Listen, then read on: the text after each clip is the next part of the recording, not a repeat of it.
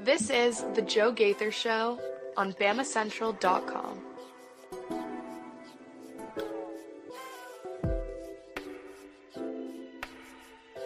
Good afternoon, Tuscaloosa, internet world. Oh, I don't think I have my camera set correctly. West Alabama, how we doing today on the Joe Gaither Show on Bama Central and BamaCentral.com.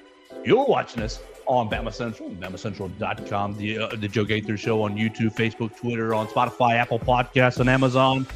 I am Joe Gaither. You are the listener, and we appreciate you so much for hanging out with us on the show.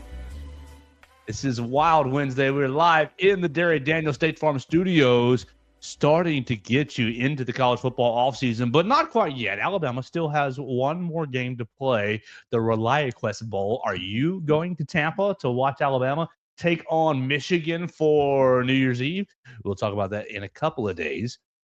But we want to talk about roster management, roster movement, because that is the main storyline that's happening in college football right now. It is obviously Creighton Hate Week. We will get excited about the Creighton Blue Jays, that basketball game on Saturday as Alabama returns to Coleman Coliseum. But of course, we are live in the Derek Daniel State Farm Studios. I'm joined by my friend Mason Woods. You can follow him on the Twitter machine at MAWoods_. Call Derek and his team at 205-758-3391 for all of your insurance needs.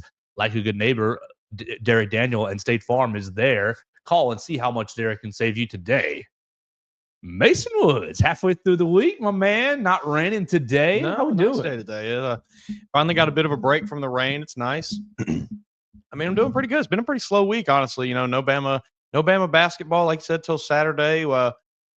Just kind of waiting on the ReliaQuest Bowl to get here. So there's not a whole lot going on. You know, the recruiting front's been pretty quiet. Got a few things happening here and there. Some guys naming Alabama and they're like Final Five schools, but no commitments or anything. So yeah, it's been a pretty slow week.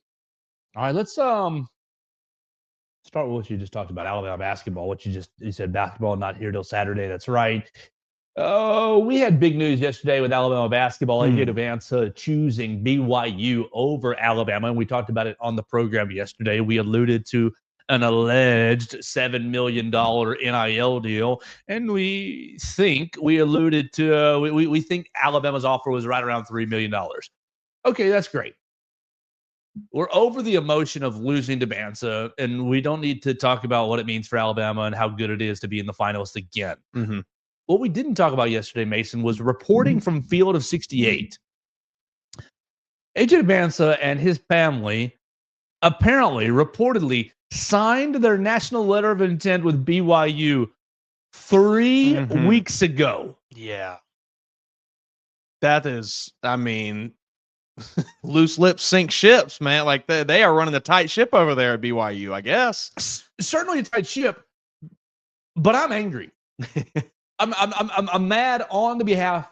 Look, Nate Oates isn't going to go into the media and be mad. He'll be mad in his behind his closed doors, I'm sure. It's fine to lose the kid. That's fine. It's fine that he chose somewhere else. Absolutely fine. The procedure's horrible. The process is awful. Because what has Alabama basketball been doing over the last 3 weeks? Scrambling to try to sign him, get a deal together. Exactly. Who can get more money? Can we get to his next game? Dybantsa's father on courtside tickets over for the ACC SEC Challenge right there. I mean, he knew his son was signed, and he went to Chapel Hill anyways to watch Alabama play North Carolina. Now, you're a basketball fan. That's a great game. Of course you'd go. But you tease? I don't care about teasing the fan base. Whatever. That's the resource allocation that Alabama basketball has been using over the last 3 weeks. Pouring money, pouring resources, pouring time into a dead end. Yeah, I don't love this. I think it's kind of just disrespectful to the teams that are going out of their way to try to recruit you. It's almost a slap in the face to those teams. You just said, well, I already knew where I was going, but I'll string you along for a little bit, see what else I can get out of you. It's a real strange message to send. I would think that it probably leaves a sour taste in Nate Oates' mouth, probably leaves a sour taste in Hubert Davis's mouth, and Preston Murphy. It's just like, I don't know, man. very, very questionable decision to handle it this way, to make such a spectacle of it, and to continue to lead these teams on, knowing, full and well you have already locked yourself in with your NLI. It's just weird. That's about all I can really say. I mean, it is strange, a bit disrespectful, I think.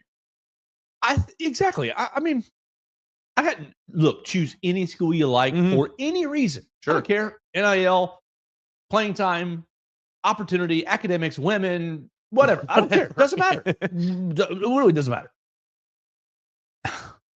But it's a really, really bad look. It's nasty work. It's nasty. It's because look, if you're Alabama and you think that if you're any program, it's not Alabama specific. It has just happened to Alabama. If you are any program and you think, oh, we have a chance to get the best player in the class, you're going to, we're top 3. Oh, we're top 2. We're still going in on it. You're still, what's AJ want this week? What's AJ want that week? Well, when can we talk to AJ? What's the best thing that we can do for, like, I'm flabbergasted, to be honest with you. And I'm trying not to be that emotional, but obviously I am. If you're Nate Oates, if you're Preston Murphy, if you are recruiting for the University of Alabama, you've got to feel really disrespected. And again, it's fine that you chose someone else, and it's totally fine if you wanted to choose someone else and you had to wait till December 10th because that's when First Take had a slot open for you. Right? First Take, we want to be on First Take. Well, this is your slot. Well, we already know where we want to go. This is your slot. That might have been what happened. It's perfectly fine if you made your decision 3 weeks ago and you just want to say, yeah, we're going to just announce it in 3 weeks, right? Oh, by the way, Alabama, I still want to come to a visit, even though you're out. I promise you, Alabama would have had you on the visit. Alabama, we still want tickets to you. It would just have been good business to keep that relationship going from Alabama's standpoint. I completely agree. I just think it's a bad look. And will it come back to burn you? Maybe, maybe not. Like, you're a high level prospect. You're probably gonna walk right into BYU's program and be a starter, 35 minutes a game guy. And I just wonder if maybe, and I hope this does not do this, but if sets a precedent for future recruits, future prospects of a similar caliber, or even ones that aren't of that kind of caliber, maybe just continuing to flirt with schools, try to basically seemingly extort them for as much money as they can get out of them, knowing, like I said earlier, full and well they've signed somewhere else. What do you make of and this is on the same topic, but a little bit, shifting away from it a bit. The Utah Jazz right now are one of the worst teams in the NBA. Very likely have a decent chance at getting a top tier NBA pick, one of the top 3 picks potentially. Utah Jazz owner Ryan Smith is a BYU alumni. Danny Ainge, CEO of basketball operations, BYU alumni. I believe both of them had a major hand in landing AJ Dybantsa. Are they tanking to get AJ Dybantsa? And is this all a big conspiracy? You get him to come to BYU and then you just usher him right into the Jazz? This feels this could have, I feel, major implications moving forward if more teams continue to maybe do something similar in the future. I don't know. And again, tinfoil hat, I don't know that any of this is even really happening. But it's certainly, there's a lot of weird things with this commitment, it seems. I certainly think that the Utah Jazz are angling themselves to be in position to draft him in 2026. That's the only issue. It's like, you're tanking 2 years away. Like, obviously, your 25 draft, who are you going to get? You're probably going to take your whatever pick you can and turn it around for more picks in 26. But that's, I guess it seems like a long-term play here. Yeah, it's weird. It's certain. I don't know what's happening. It's just it seems like there's a lot of weird things going on at play here. Top 20 players in 2026. Let's see what Bleacher Report. Obviously, Dybantsa is going to be one of them. But you got number 1, Darian Peterson, prolific prep. Dybantsa 2, Cameron Boozer, Carlos Boozer's son. I've heard that he's going to be really, really sought after as well. Nate Emmett. There's another name that I'm looking for that I saw earlier, but I didn't know who he was. But they're like, this guy's really good. I'm like, okay, great. I just think it's weird to be tanking 2 years out. Everything is weird. This all just is strange. The whole situation with pretending to, not be signed, or not pretending, but just not telling anyway. It's all weird. We got a comment from a friend, Mason Woods. How much would you like this on our Twitter machine for Nate Oates to go out and schedule BYU next season? I All would right, AJ, that's love cool. it. You can have your fun at BYU. Hope you have a great year. We'll go play you out there. National Player of the Year. Yeah, we'll come find Jim Provo and bring the Tide out. I think that'd be great. That would be awesome. I would love that so much. Please, would you have please, a Nate huge Oates. contingent of Alabama fans going to that game? I would think that I don't know if it'd be a large amount of people, but the ones that did go, I think would be loud. Yeah. I think it would be your diehards there. We can schedule us a home and home with BYU. That'd be pretty cool. We'll go out there and then come back here when you don't have AJ. I like it. Please, Nate Oates, make it happen. Sign me up. Okay. We can go beat them in their place. We're hanging out here at the Derek Daniel State Farm Studios, and I'm with my friend Abby, as she is being such a good girl today. Really, she is. Look, that's all I have to say about AJ Dybantsa. It's icky work. If you're signed, you're signed. That's fine. Make your decision. But to use any school's resources further, making them think time, money, effort, making them think that you're in play, it's just bad looking. It's bad karma. It's going to come back on you somehow, some way. Yeah, I agree with you right there. I mean, that's just kind of like we said, it's nasty work. It feels icky. All right, let's keep going here on the Joe Gaither Show right here in the Derek Daniel State Farm Studios. We appreciate Derek and his team. Call him at 205-758-3391. Call and see how much Derek can save you today. All right, Mason, dealer's choice. You want to go with the two Colorado boys? You want to go with Jalen Milroe's award last night? Or you want to go with the snub from the All-SEC team? Let's start with Jalen Milroe. Start with some positive. Good for Milroe for winning that award last night. I think he has shown in sometimes this season he can be one of the top players at his position. I don't know if it's been necessarily consistent enough to garner an award, but good for him. Well, there's some context to this award. Are you familiar with the Campbell Trophy? Vaguely. All right, so it is. Yesterday, he becomes the second Alabama player to win the Campbell Trophy. And okay, immediately a lot of you might go to Mason. His play was above average, almost really good. I am remembering now. Good. It was the play was above average. Yeah, it was good enough. Obviously, could have been better in some spots, but we've talked about that all season long. Really and truly, the Campbell Trophy is, here we go, here's the definition. Milroe is one of 16 finalists for the Campbell Trophy, presented annually to the college football's premier scholar athlete. Mm-hmm. The Campbell recognizes the individual as the best in the nation for his combined academic success, football performance, and exemplary leadership. He will receive $2,500 and a post-grad scholarship and a big trophy. So he's getting awarded for being a good player, but good grades, leadership, community service. The UA press release that came out, gave all his football stats, which you all know. And then it says, named to the 2023 College Sports Communicators Academic All-District Team, selected to the SEC Academic Honor Roll 3 times, a consistent contributor to the Tide's community service effort. Milroe volunteers his time in both the Tuscaloosa community and his hometown at Katy, Texas. The last bullet point represented UA at the joint meeting of the SEC Student Athlete Leadership Council and the Student Athlete Advisory Committee. So it's kind of college football's good guy award. Yeah, I'm seeing here people call it the academic Heisman. Yes.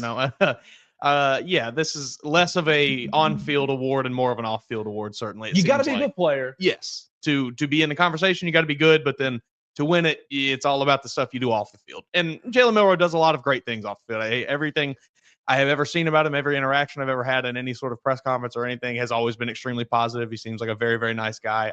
I've never heard anybody say a bad word about him, really. So I tend to believe he is a pretty nice fella. Every interaction that I've always had with him has been positive, even in moments where they've not had success, obviously after losses from so that's been a challenge. We don't see his personality very often, so take that as you will. He went to the Jalen Hurts School of Media Training, where it's just, I'm happy to be here and help my team succeed, and we're going to do whatever we can to keep going forward. I'm just here so I don't get fined. I'm just here so I don't get fined. whatever answer I can give you so I don't get fined and don't make any headlines. So congratulations, Jalen Milroe. You win the academic Heisman yesterday.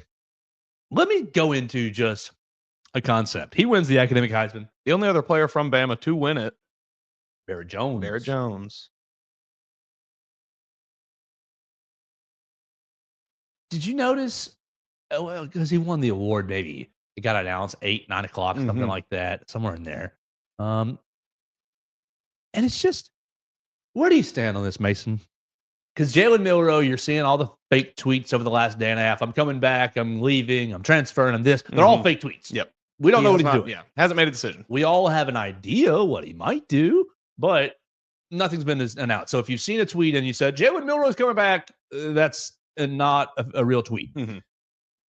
But on this concept, every time his name has been mentioned in the last 2 weeks, a large contingent, Mason Woods, I cannot wait to not have to watch Jalen Milroe ever again. I cannot wait till he never wears crimson again. I cannot wait till we move on to quarterback X, Y, or Z.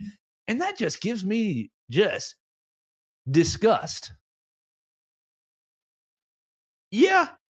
I think it's a bit overreactionary to it. I think people are still, that Norman game is still fresh in people's minds. That Tennessee game, that Vanderbilt game of this year is still fresh in people's minds.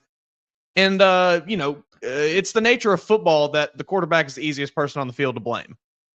So, given this is Alabama's, just objectively, this is the least successful Alabama season, the season Alabama has had in 10 years or so, he's going to get a lot of the blame. And I hate it for him. I don't think he deserves a lot of the blame. I think he deserves a portion of it, certainly. But he does not deserve the majority of it. There's 11 guys on offense, 11 guys on defense. All 22 of them came together to put 3 losing performances on the field. So I get it from the standpoint of there were certainly points this season where it looked like the offense was halted because of Jalen Milroe's inability at times. His lack of ability to push the ball downfield consistently, his lack of ability to maybe throw across the middle of the field. So I understand it from the aspect of, we've got this new coach who is supposed to be this offensive minds, this offensive guru, but he was hampered by okay quarterback play. Above average at times, good at times. But overall, I would say just kind of okay this year. Inconsistent. Yeah. So much. So I understand it. I think it's, like I said, I think it's a bit, it's unnecessary. Do we understand it? Is it fair? I think it's a little fair. Oh, a little bit. I don't think it's fair to badmouth Jalen Milroe. I don't think he, like I said, he's not the reason Alabama lost all 3 of those games this year, but he definitely did not help in a lot of those times either. I don't think it's unfair for fans to be excited about the prospect of what a new quarterback can do in this offense. I am excited to see what a new quarterback can do in this offense. Someone who can push the ball downfield consistently, maybe someone who can, find guys across the middle, who can hit guys on the outside and make accurate throws. I think the attitude is a little fair. I don't think it's necessarily fair to maybe make it vocal.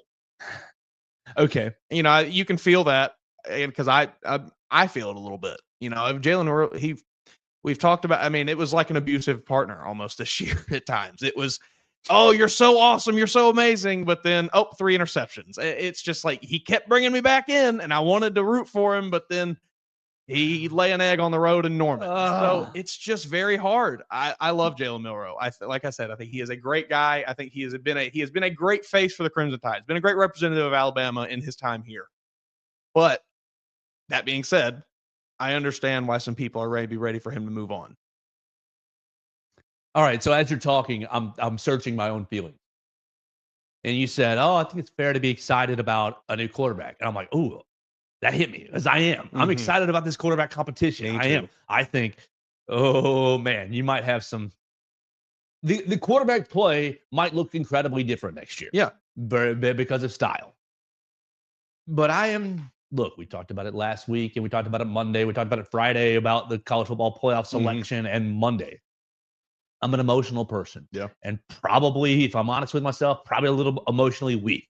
And so I see Jalen Milroe. I see all that he puts in. I see the work that he does. I see the effort that it seems like he gives from my perspective, which Yeah. is just on the edge of the inside, not the inside. We're not at practice. But we see, I think he works hard. I think I he gives his certainly all do. to the program. I think he is one of the hardest workers on the team, probably. I think that he is really doing what he knows to do to be the best possible. Yeah. Now, maybe that can be altered, and you can debate that. But I just have a hard time with the crapping on players on the way out. Yeah. Because it didn't work out. And to say it didn't work out. He won 2 SEC championships. It was on 2 college football playoff teams. Granted, didn't win a national championship. Okay, frustrated you against Michigan, frustrated you in certain games, frustrated you against Oklahoma horribly, against Tennessee horribly this past year. But when I was like 12 or 13, Mason, when I was like 12 or 13, 10, 11, 12, 13, I started middle school wrestling and then getting into high school or whatever. And that was where I was first exposed to the not Thomas Jefferson, to the Roosevelt, Theodore Roosevelt, man in the arena. It's easy to, people on the outside, it's easy to, criticize the man in the arena, but I just have a hard time with crudding, with taking a dump on a. Did he win you a national title? No, but he gave you a lot of. Shoot, I know you're upset about who was on the other end of Gravedigger and what happened to Isaiah Bond, but my gosh, how much enjoyment did you, the Alabama Still fan, watch that get play over the last 12 months, sending that to your Auburn brethren? There's a lot of heroic moments for Jalen Milroe that I want as we most likely send him off to either the NFL or to another program or whatever he wants to do.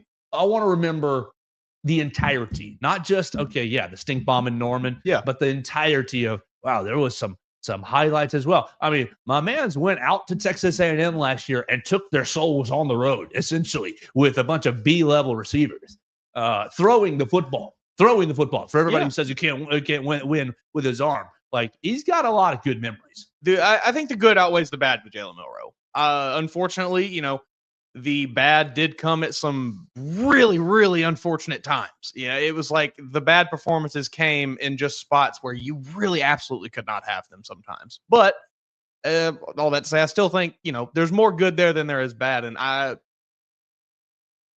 a little perspective on his whole career at Alabama. Think about all of the games he has won. He has won a lot more games than he has lost. He's made a lot more good plays than he's made bad. So, I don't think you have to crap on the guy. I'm just emotionally weak, and I just need to be colder and say he wasn't good enough for the Alabama standard. Because my man, he's no AJ McCarron. I think, with everything, the answer's somewhere in the middle there. You do have to have some of that. At the end of the day, he just wasn't good enough. It sucks. I love the guy, but at the end of the day, he just wasn't good enough. He wasn't this year.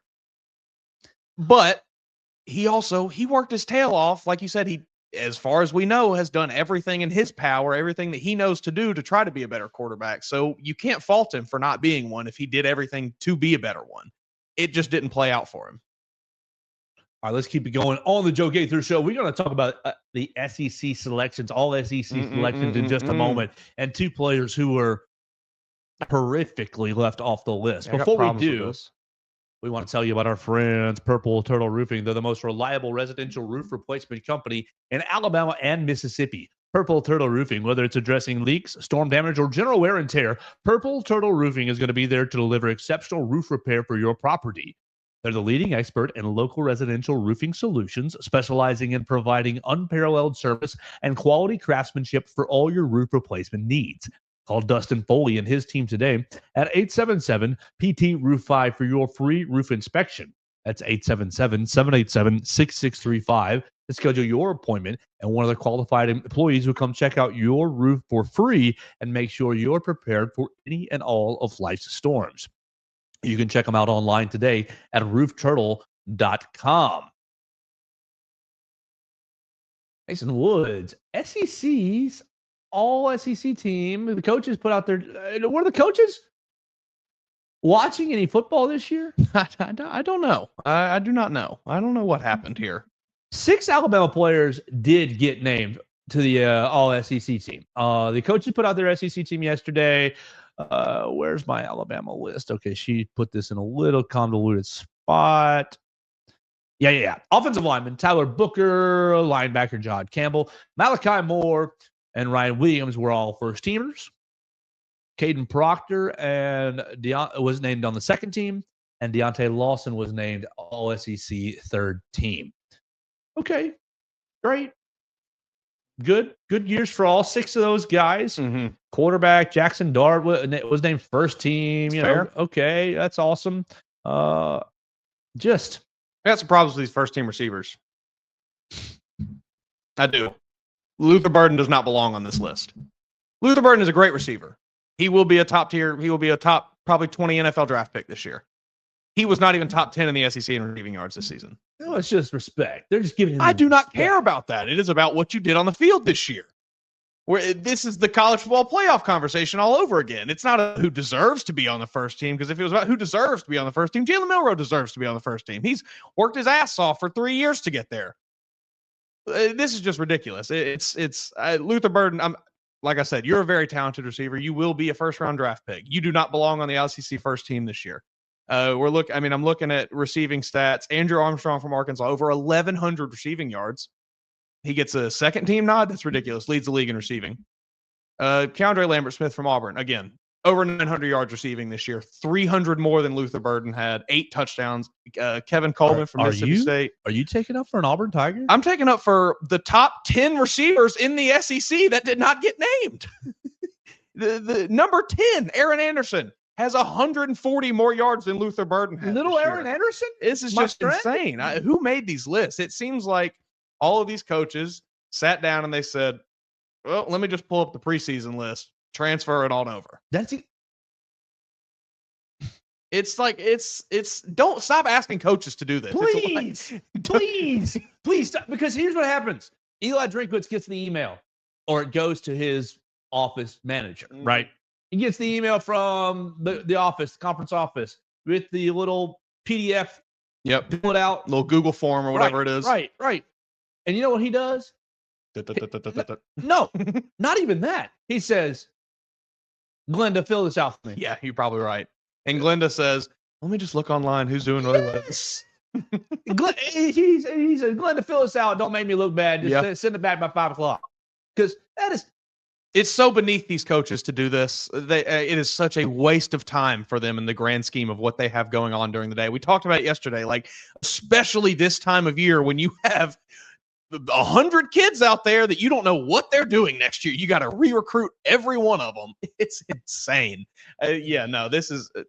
Let me put you it's a sham. In my shoes in the summer as I'm filling out the preseason list in the media. And I got to admit, even from that perspective, it's flawed because your boy only prepares for Alabama season, really. Yeah. And then we look at opponents week by week by week. Mm-hmm. So I'm filling out my ballot and I'm thinking, well, I don't want to put all Alabama kids on here because that's really stupid. That's very biased. That's not fair. Yeah. And so I'm Googling these other 15 programs. Trying to make educated guesses, Well, Quinn Ewers had a good year. Am I going to put Quinn Ewers or Carson Beck? What am I going to do? Because I do think Jalen. I did have Jalen Milroe on my preseason one, or I think I put him at 2. But who am I going to put as my quarterback? And then running backs. I like Justice Haynes and Jan Miller, but they're probably not the best running backs in the conference. So I'm just Googling these guys. Yeah, it's a flawed system. It's terrible because. Now, thankfully, we don't use the coaches poll really in anything for anything significant. No, but in this, it's the same thing with the coaches poll every Sunday. Comes out, these coaches are watching their game and their opponent's game, and in the Saturday night the game is over to the Sunday day where they've got to fill out the coaches poll, but prep for the next week while also closing down the last week. They're not filling out these polls. And so you're like, Jackson Dart, that's probably a good little pick. I'm very glad Dylan Sampson did get his due. They nailed the running back. I will say Dylan Sampson getting all-purpose player feels like just he had a lot of yards, throw him there, because he only had 100 receiving yards this year. Right. He was not an all-purpose player. He was a running back. Rightfully named to the first team All-SEC running back. But it's just, no, it's messed up. It is. I don't understand that. I don't look really at know. These linemen. Look at these linemen, because that's where I want to go to next. The two snubs. There's two huge, massive Alabama snubs. Not to have these two guys not first, second, or third team is a problem. But you look at these linemen on the first team. Cool. Kelvin Banks Jr., Will Campbell, Tyler Booker, Tate Ratledge, and Cooper Mays. And let me just back you up 6 months and say, Mason, who might be the 5 first-round draft picks in the SEC this year? It's just so lazy. It's stupid. So lazy. It's like we didn't even watch the games. No. And look, Will Campbell, good year. Tate Ratledge missed like 3 weeks. Mhm. Good player. Real good Why player. is he on the first team? Right. Didn't even play the whole year. Is Parker Brailsford a better center than Cooper Mays? Okay, debatable. But He belongs on one of these teams. yes, Parker Brailsford and Damani Jackson not being honored is A travesty. it makes this list invalid. It makes this list to me not credible. Of course, it's going to be the all SEC team for the rest of time in 2024. Yes, so it's going to be credible. But it makes this like we're going to go 10 years from now and look up 2024 and be like, oh yeah, these guys were all good. They had good years. Damani Jackson? How much have we talked about him this year? All right, He's been who are the corners that they sensational. put- Yeah, we got Trey Amos. Fine. Trey Amos is great. Oh, Todd. We got Nick Imanwari, which Yep, good player as well. Like these are good players. I don't know, man. I think that his spot really. Let's see what's a Malachi. I think his spot's really right there in that second team. Yeah. Malachi Starks really, really highly thought of, Mhm. but inconsistent. Really, Jermon McCoy. Didn't he have the interception for Alabama? Yeah, I think he did. so. I think his spot's really right there on that second team. You look at this. Oh, this third team is terrible. Not really, but he belongs in some. Dalen Everett, Damani Jackson had a better year than any Georgia cornerback. I'm sorry. Just turn on that Georgia Alabama tape and watch Ryan Williams cook those guys and see. Billy Bowman Jr., really, really great year at safety. Dan Jackson, you played for Georgia and you are a heavy hitter. But Damani Jackson had a better year than Dan Jackson for sure. Yeah, this is, I don't know. How do we fix it? Do we get a fix- committee that has to sit together every Saturday and watch? No, you just let the SEC network people that'd be do good. it. Like Cole Kubelik, let Peter Yeah. Burns, let Roman Harper, the people who are paid to watch all 8 games every week. Let them make a decision. Right. I bet you, look, you can talk about Cole Kubelik being an Auburn man all you want, but that man knows football. Yes, he does. Oh, and he is, you get a little Auburn mixed in, but of course it's going to happen. He's objective. I think so. He I is really like him. really objective. He will give Alabama its credit. Mhm. He'll criticize Auburn when it's due. He's just looking at the film. I love his work. Yeah, I know I've given it a shout out before on this show, but like the weekly rundown that he does on Twitter every week of just the short, it'll be like a short 15, 20 words about each game. And it's the best. Let those guys pick it. Yeah. Like the problem in the summer, I'll just say there's too many of us at SEC Media Day. They send that email out to all of us. And while I look in the mirror and I think, oh yeah, Joe, you're qualified. I might look around that room of thousands in the media and think, where have you been for the last 5? I haven't seen you. I've never seen, there's a lot of people voting for the SEC preseason award. Sure. I think you just narrow it down. You just pick yourself some qualified voters, whether it's 50. Look, I mean, there's beat writers all across the conference that would love to participate in this, I'm sure. But you qualify it in some sort of way. Mm-hmm. That's how I would fix it. Yeah, something got to be done because like it's just this list means absolutely nothing. It is basically useless to us because like you said, if you watched any amount of football this year from any of the SEC, you know that a lot of this is pretty invalid. All right, let's go to our Facebook real quick before we move on from this topic. We want to circle back to the Jalen Milroe comments. Our friend CJ Watson is on Facebook, and you can comment on Facebook like CJ Watson. He says, good morning, Joe and Mason. If Jalen goes, I'll miss him. He brought some amazing memories, amazing moments to the Tide that no other quarterback could bring. Agree. He was a unique combination of skill sets that won us games that other players would not have been able to. I think he was the right fit for a couple of years of a very I think he was the right fit for a couple of years of a very subpar offensive line play. Yeah. I will always view his quarterback tenure fondly. This is a perfect perspective. Yeah. You acknowledge that it was not the most amazing thing ever, sure, but you also acknowledge that, dang it was pretty dang good. Pretty special. Yeah. I mean, look. You had lightning in a bottle a few times with Jalen Milroe. There have been some bad quarterbacks that have played in Bryant-Denny Stadium before. Mm-hmm. And I know Jalen Milroe is not the best quarterback that has played in far Bryant-Denny from the Stadium, worst. But yeah, he's very far from the worst. I mean, there's been guys that started whole seasons that were worse. So yeah, I thank you, CJ, for a little bit of perspective on it. I think that's a great opinion to have. All right, we're about what, 40 minutes, almost 40 minutes into this bad boy today. How you doing, Mason? Doing good. What you doing the rest of the day? Well, how are we spending this like weird lull before bowl season? Yeah, I don't know what I'm going to be doing. I'll spend most of my day with Twitter on one monitor, just scrolling through, waiting for somebody to say, "Oh, I've committed here, I've committed to there. Oh, I'm taking a visit here this weekend," and then I'll probably, watch me a nice video. I'll tell you what I was watching right before I left to the studio today was a good video about the worst college football teams of all time. And it was great. This guy, Empire on YouTube. Shout out to that dude. He makes some really high quality YouTube content. And it was he started with Iowa State. That was the first team he was getting into. Do you know Iowa State has not won a conference title since I think it was like 1922? They almost had one. Almost. They got blown out. It's got to be sad to be an Iowa State fan. I scratched up a playoff bracket yesterday just because my buddies were talking about it. What do you think about this? What do you think about where did I scratch it up? Yeah, they're doing. Is ESPN doing like a tournament challenge like they do for basketball with the maybe so? They should. Here, what do you think about these first round wins? This is just gut feeling. I didn't really put a whole lot of thought into this, but my buddies were all, "This is what I think the bracket will be," so I got in on it. I had Clemson winning at Texas. I think I like that. I think Clemson has a very good chance to get that upset. Momentum and just grit. It's just Dabo. And I don't love Dabo. He's got G-O-D on his side.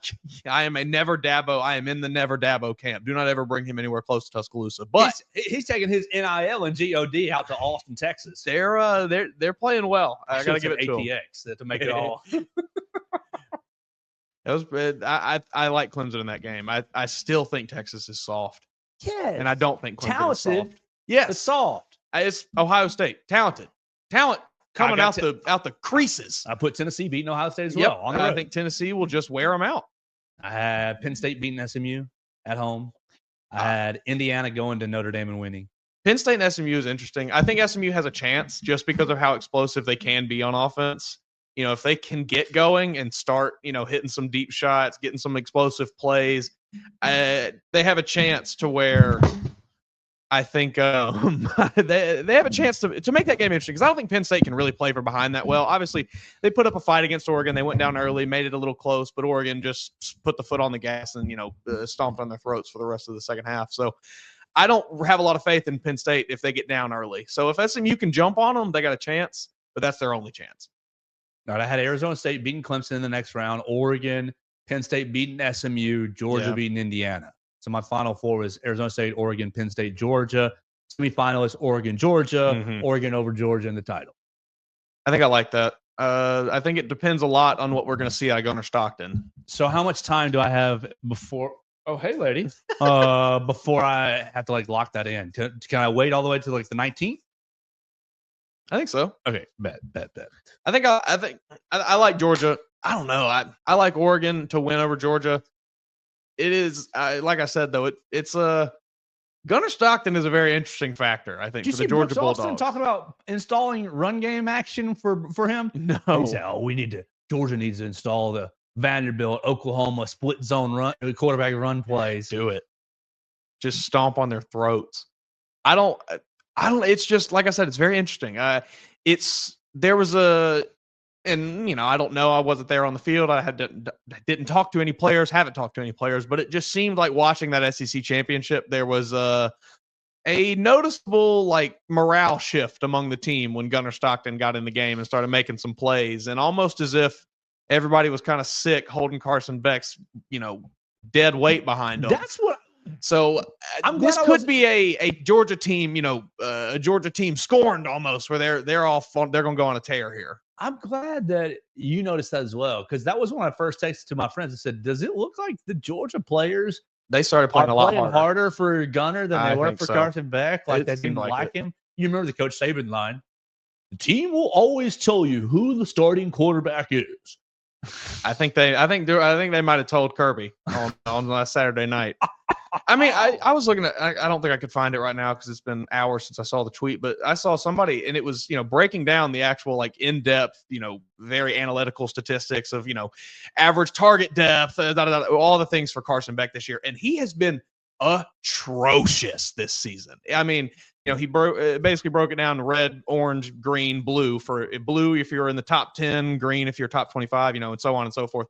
He was red in almost every category. I mean, he's been pretty utterly atrocious this season for the Georgia Bulldogs. They have really not been able to rely on him to make plays at hardly any point this season. He's turned the ball over a ton. He comes off in the media to me like maybe he's a bit of an abrasive person to be around. Stoned all the time? I don't know what. Like, we're at the end of the show, so we can be like nobody's listening at this point. I think he thinks very highly of himself. And he comes off like that a little bit to me. You don't think that 2-3 weeks ago? You don't think that he's just a little spacey, just drugged out? Maybe he looks like it. His eyes. He does have the face of that. Yeah, he's got he's got those wide set eyes. He looks like a hammerhead shark, kind of. So I've been giving Carson Beck a pass all year long. Mm-hmm, you have, because everybody, a lot of my friends are Georgia fans. And they have been in my text all year long. Carson Beck sucks. I think he might a lot further than that. Yeah. Carson Beck is expletive. Mm-hmm. Whatever your favorite expletive is, they've used it. They may be onto something. I wasn't willing to go there until this weekend. Because to me, I've been watching Georgia thinking, that Arian Smith fella, 11, he's really fast, but he can't catch worth a darn. Sure. And he can't trust Lawson Lucky to line up in the right place. And Oscar Delp is a good player, but not as explosive. To me, Carson Beck is suffering from, I don't trust these jokers. I don't know if they're going to be at the right place at the right time. And I don't know if I deliver this ball, if they're going to catch it. Is that his own fault, though? Yeah, that's what I'm like this whole season. I'm like, Arian Smith. Dude, because they look pretty good against Texas. Arian Smith is like the biggest tease in college football. Always open, but it's just like bump right off his face. But I wasn't. It looked like a different Georgia team. Yeah, it definitely looked like, to me, it looked like, okay, all the stuff I said about Carson not trusting his teammates could be true. But it looked like on Saturday when Gunnar Stockton went in, this is exactly as you said. The team likes this guy a lot better. They play a lot harder. We give him more effort. Makes me wonder what's going on Sunday through Friday. What happened in the summer over the last couple of summers where there's just not team chemistry, where we got that big fancy Maserati started blowing his teammates off. That's what it was. Maybe so. So we'll see what happens with Georgia, but that was just my early feelings. No, I'm with you. I think this is a Georgia team with a new attitude as Gunnar Stockton or with Gunnar Stockton under center. I don't know. I don't think he is the most outright talented player, but with 11 guys playing as hard as they can around you, you don't really have to be. What are we thinking about Jaheim Otis and Caleb Odom tag teaming out to Colorado? We talked about Caleb Odom yesterday just a little bit, but now sounds like Jaheim Otis is not going to Ole Miss in the transfer portal, but instead going to Colorado. Deion's going to like him some Jaheim Otis, I bet. I think Deion's going to love Jaheim Otis. That's been the thing that program has lacked, I think, since his arrival, is that presence in the trenches. Obviously, you see Shadur Sanders gets put on his back every play, but then defensively, they don't really get a ton of pressure up the middle. They kind of rely on Travis Hunter a lot, on the rest of the secondary to make plays. So, yeah, I think I imagine Jaheim Otis will probably do very well on that Colorado defense. Will probably be a guy that you hear his name get called a lot. He'll probably make a lot of plays. And for Caleb Odom, I mean, if he can get his stuff together, if he can get in a situation where he feels like, I guess, he is being targeted appropriately and utilized appropriately, maybe he'll do really well. He's certainly going to be paired up with a pretty good quarterback in Julian Lewis. They already got chemistry as well from high school. I wonder if that's what it's all about. Abby, come on. I think I still don't know what Deion's going to do. I'd like to know what that pitch from Deion looks like to these players in the transfer portal, to players that he's recruiting, on whether or not he's locked into Colorado, whether or not I'm sure he's flirting with he is. Yeah, but I just want to hear. I'd love to be a fly on the wall for those meetings, because boy, you'd have to be pretty convincing, I would think, because just about everyone is saying Deion to the NFL. Under 2.5 more years you got to put the half mark for the over under. Over under 2.5 more years for Deion Sanders. I would take the under on that. Jerry's gonna come calling. 2 more years and gone. Oh, you know what though? It might be the Raiders. The Raiders. The autumn wind is a Raider. You know. Every Sunday, Shadur tweets out after a Raiders win or loss, "Thank you, God." Really? Now, some people have speculated it may just be having to do with church that also falls on Sundays, but I've seen some things that maybe Deion's trying to pivot to get his son to Vegas. Which is weird to me, because I would not want my son in Vegas. That's the only way that would make sense to me, is if he's also trying to pivot to get the job there. I want my son in Buffalo, New York. I don't want my kid to go play for Antonio Pierce or whatever. They're going to fire him this year, whoever they're going to bring in. So maybe despite my hatred, I want my son to go play in Green Bay, Wisconsin. The most. You saw what they did with Malik Willis this year. He won in 3 games. Right. The most remote places where you don't get in trouble. Buffalo, New York. I mean, I'm sure, obviously, you can get in trouble anywhere. Buffalo's a pretty hectic place, too. Can be. Could it? Oh, Buffalo's got some bad parts. Oh, okay. Oh, yeah. Roll Tide. I didn't realize that. I was just trying to think of places to not be in trouble. You don't want to go to the Falcons, Atlanta. You got plenty of opportunity there. New Orleans. Definitely don't want to go to Vegas. New Orleans, New York, LA. It's Green Bay. I would like San Diego. San Diego seems like a nice, calm place. Yeah. I get you can't do it. It's LA now. No, duh. Terrible. San Diego would have been nice. I've always heard good things about that. I had a roommate I used to have a roommate that was from San Diego. He loved it there. What do you think about what's happening in Ohio? These jokers? I would be so embarrassed to be an Ohio State fan right now. Yes.